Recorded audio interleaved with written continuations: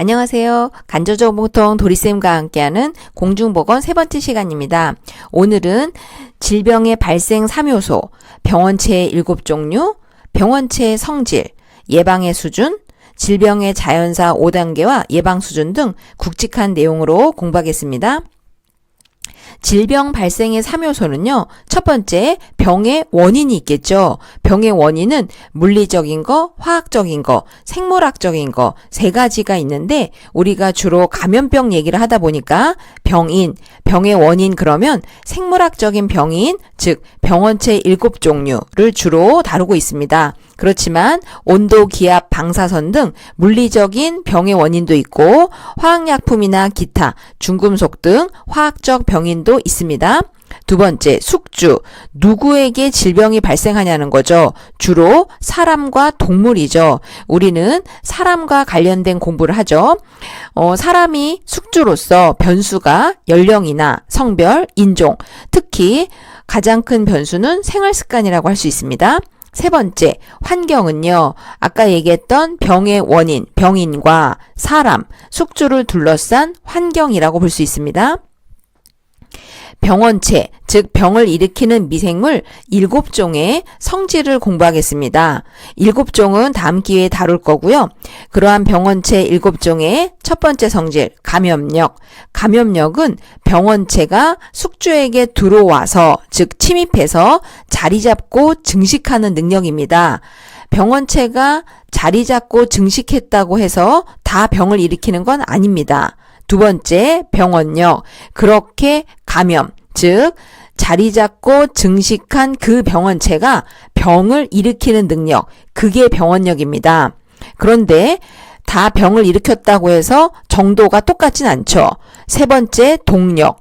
병을 일으킨 그 병원체의 센 정도입니다. 심각한 증상을 일으키거나 심지어 사망, 후유증, 장애 등을 남기는 센 정도를 동력이라고 합니다. 첫 번째, 감염력, 병원체가 들어와서 자리 잡고 증식하는 능력. 두 번째, 병원력, 그 감염된 병원체가 병을 일으키는 능력. 세 번째, 동력은 병원체의 센 정도라고 정리하시고요. 네 번째, 면역력은 약간 다른 개념입니다. 병원체, 즉 세균이나 바이러스 등 항원이 숙주에 침입해서 항원이 들어오면 항체가 만들어지게 되어 있거든요. 즉 항원이 들어와서 항체를 만들어주는 능력입니다. 다 만들어주는 건 아니고요. 예를 들어 홍역 바이러스라는 항원이 숙주, 사람에게 침입해서 홍역에 대한 면역, 즉 항체를 잘 만들어주죠. 그래서 홍역은 한번 걸리면 다시 안 걸리죠. 그런데 임균, 성병을 일으키는 임균, 세균, 즉 항원이죠. 임균이라는 항원은 들어와서 임균에 대한 면역, 항체를 전혀 만들어주지 않아요. 그래서 임질에 한번 걸리고 치료받고 다음에 또 임질균을 만나면 또 걸리게 됩니다. 이렇게 네 번째 면역력은 병원체, 즉 항원이 숙주, 사람에게 침입해서 얼마나 항체를 잘 만들어주는가, 그게 병원체마다 좀 다르다는 거죠. 예방의 수준은 여러 분야에서 쓰이는 개념인데요. 1차 예방, 질병이나 사건이 발생하기 전에 그 질병이나 사건 발생 자체를 막으려는 어찌 보면 진정한 의미의 예방이라고 볼 수 있어요. 운동이나 영양 등 생활 습관을 개선하거나 예방접종, 환경위생, 보건교육을 통해서 그 질병이 발생하기 전에 발생 자체를 막을 수 있죠. 2차 예방은 질병이나 사건이 발생한 후에 발생한 것을 모르고 있는 경우도 있잖아요. 빨리 조기에 발견하고 치료하는 것. 건강검진을 하고 또 건강검진을 통해 발견된 병을 빨리 치료하는 거죠. 우리 시험 문제 사례에서 식이요법, 영어로 다이어트 세라피죠. 요법, 세라피라는 단어가 들어갔으면 치료의 개념이기 때문에 2차 예방으로 분류합니다. 3차 예방은 질병이나 사건이 발생한 건 물론이고 어느 정도 치료 해결된 후에 재발을 막고 추후 관리하는 개념입니다. 그러니까 재활, 사회 복귀하고 적응하고 퇴원 후에도 투약을 계속하는 경우가 많죠. 투약에 대한 교육, 또 보호자나 환자분들이 모여서 정보를 주고받고 위로를 나누는 자조 모임이나 또는 다시 사회 복귀하기 위한 직업 교육 등이 3차 예방에 해당되겠습니다.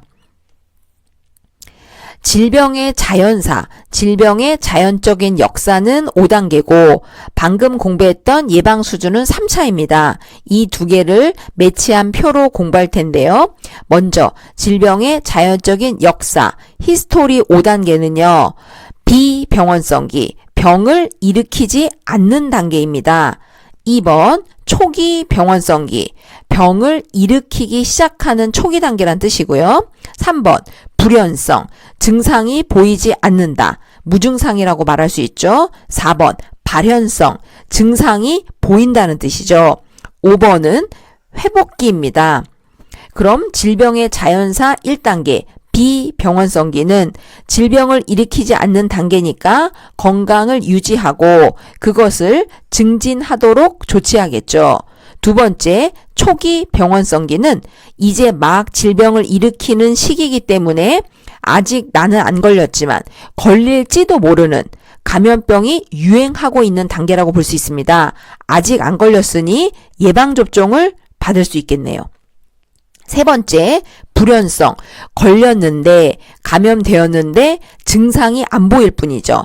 불연성, 무증상은 감염이 되었으나 증상은 보이지 않는 숨어있는 잠복기라고도 할 수 있죠. 숨어있는 잠복기라면 빨리 조기에 진단하고 발견해야겠죠. 네 번째, 발현성은 증상이 보이는 시기잖아요. 감염이 됐고 증상이 보이니까 적극적으로 치료하고 또 더 나빠지지 않게 악화 방지를 위한 치료를 하겠죠. 다섯 번째, 회복기는 말 그대로 회복되거나 혹은 장애나 어떤 사망 단계까지 갈 수도 있겠죠. 이제 회복이 되었다면 재활, 꾸준한 재활이 필요하겠습니다. 그 질병의 자연사 5단계와 예방 수준을 매치해보면 1단계 비병원성기랑 2단계 초기 병원성기는 1차 예방이고요. 3단계 불연성, 무증상 감염기는 아직 보이지 않는 시기라서 조기 진단 발견하고자 하는 2차 예방이고요. 네 번째, 발현성 증상 질환기는 이제 증상이 막 보이는 단계인데 치료를 하고 있다면 2차, 이제 악화 방지 요런 개념은 또 3차에 해당된다고도 볼 수 있습니다. 5단계 회복기는 재활이니까 3차, 요렇게 매치하는 내용까지 공부하시면 되겠습니다. 마지막으로 최근에 이렇게 치료보다는 질병 예방이나 건강 증진을 더 강조하는 이유가 뭘까요? 이제는 모든 질병이 건강한 생활 습관의 중요성이 커졌습니다. 생활 습관으로 인한 질병이 많아졌죠. 두 번째, 예방이나 증진을 통해서 국가 전체, 국가 차원의 국민 의료비 증가를 억제할 수 있습니다. 국가 주도로 건강 증진 사업을 많이 하고 있죠.